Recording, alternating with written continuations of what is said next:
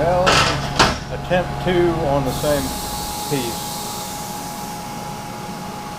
I'll get moved here a little bit.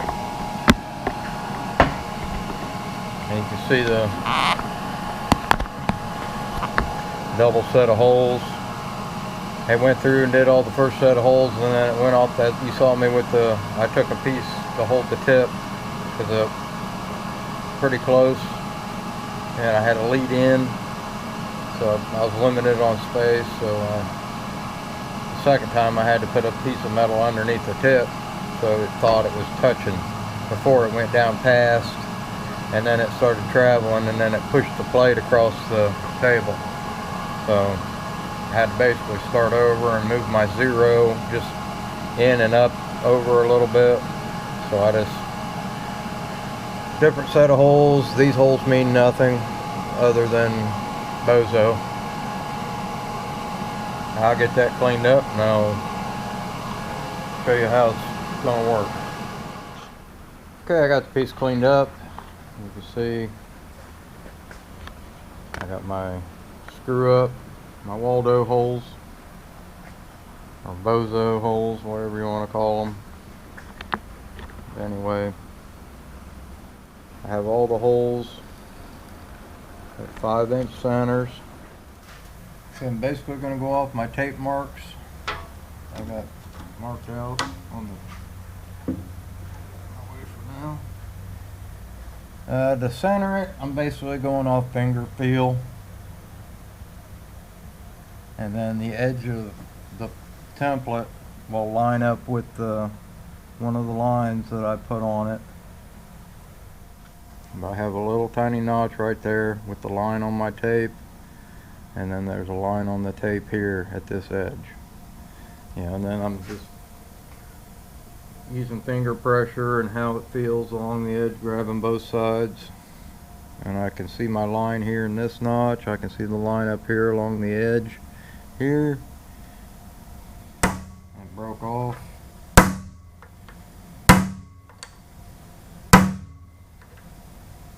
And now that I got all these punched, take this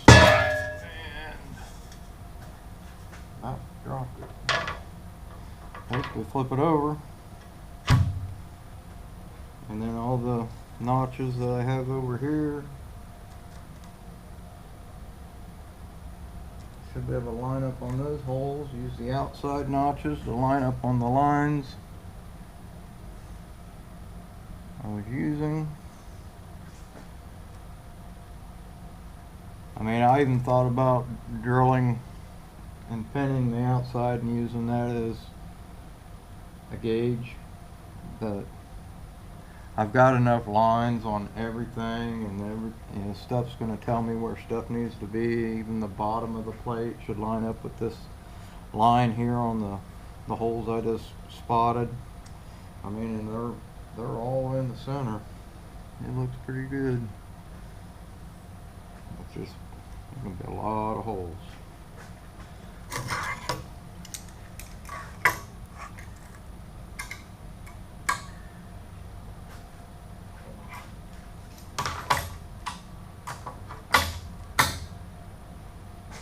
Wipe it down and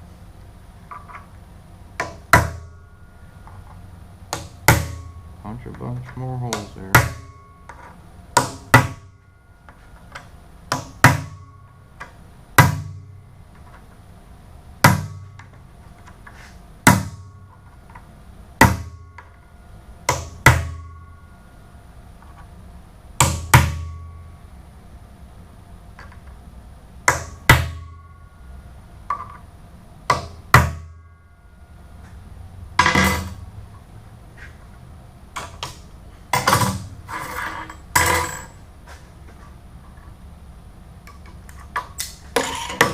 And so on.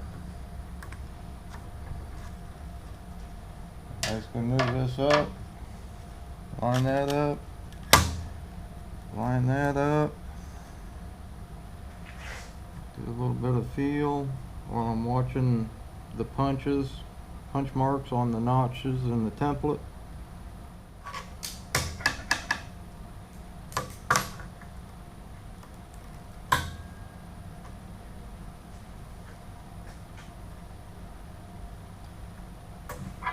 Go through it all again.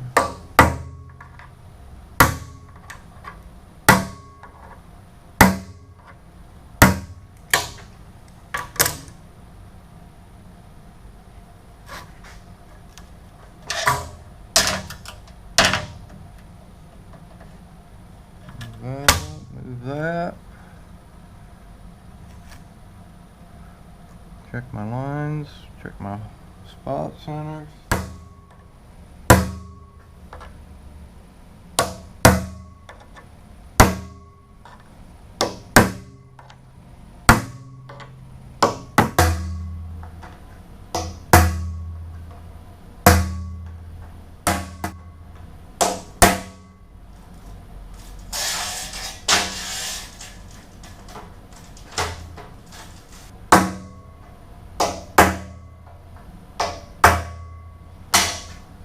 Okay, it's about 4 days later and I'm still drilling holes. I drill maybe 10 or 12 a night after work, go in. This is Thanksgiving morning. I'm out here trying to get this finished. I did break a bit and got on Amazon, ordered me some. I did want a kit, a set. These are for bolt hole clearance. So this is 1 1/16 for a 1-inch bolt, all the way down to 7/16 for 3/8 clearance. I got a 9/16, 11/16, 13/16, 15/16. That'd be like 7/8 bolt, 3/4 bolt.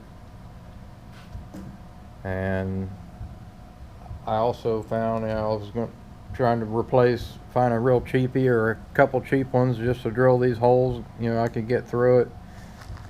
Well, I found these on Amazon, and they had a pack of 5, one's in it. 7/16, 1 inch. I figured $54 for all 5. So I figured, hell, I'm looking at this other one. It was $64 for one bit. 54. I mean, you get what you pay for. But I've done I had 140 some holes to drill. I got 4 left. I broke the other bit up on hole number 22, I think, way up there on the other side of the table. I still got 4 of them left, and it's still going. I can tell it is getting dull, because it's starting to, it's not extracting its chips. It's I'm just trying to get 4 more holes out of it and throw it in the trash. It even came with 2 of the lineup pins. It didn't even say that on the ad, but yeah, these are like Accurite tool on Amazon, something like that. They're not cheap, but they're not a $300 or $400 set either. So I put the coolant line on here. I went to the hardware store, got me some little fuel line, and I mixed up I guess I didn't have any of the liquid coolant. I wasn't going to put my cool mist in this thing, because it is for the water-based coolant. And what it does, you fill up your tank. You got a little valve here, and it flows through here and fills up into the bearing. And then there's a spring on the spring-loaded jobby up in there. Well, see, that's another sign you're getting dull. Getting dull and dirty is when you get your piece doesn't get ejected. That's when it's getting dirty. It needs to come out and get cleaned. But the coolant goes through the tube. So now it's all running out. It does need cleaned. That's a sign it's getting really dull too, when you get all the chips that are going back up. And then that's another mistake people make. You know, they're used to a drill press where, you know, they're clearing their chips. You don't have to do that on these. Constant pressure, the chips will come out, they flute out real nice. And then when you do that up and down thing, you know, I know you need to put oil in it if you don't have coolant, but all the garbage goes up in that hole and it just screws everything up and jams it all up. But anyways, you know, right now the coolant's stopped in there because of the spring loaded thing. So I push it up with my finger and all the coolant starts coming out. So as you pull down, it releases the coolant, which flows around this pin. That's why it's got a flat spot on it. And then your coolant goes straight through the bit. So you do not need to clear out your chips and stuff with these. Some people do, they swear by it, they think they have to do it. You don't, and actually by doing that destroys that bit a lot faster. Alright, I need a rag here. Anyways, the coolant I'm using now is, I'm basically using oil. I have some whey oil, and then I also mixed some WD-40 in with it and got it a little more runny, so it flows down through. It's basically all gravity. I mean, that's the drain in it's, you know, the highest point, so the coolant just gravity feeds. So, you know, I can, like I said there, I don't have it on, but I can see, yeah, all the coolant is just starting to run out of it. Because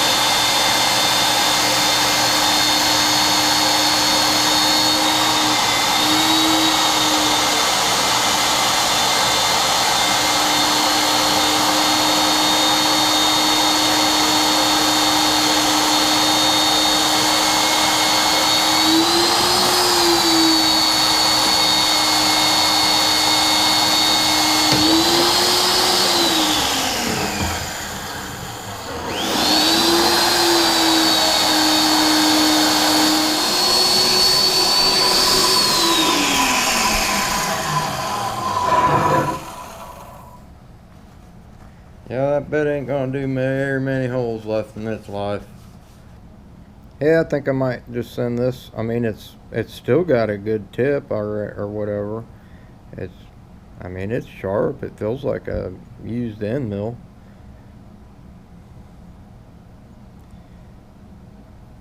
I think I'll just send this down to Steve Summers. Let him look at it, and if he can sharpen it, he can have it. That was, you know, $54 for 5 bits, so $10 and some change. Yeah, and it did over 100 holes, well over 100 holes. It's got enough oil on it too, where it really leaves nice finish.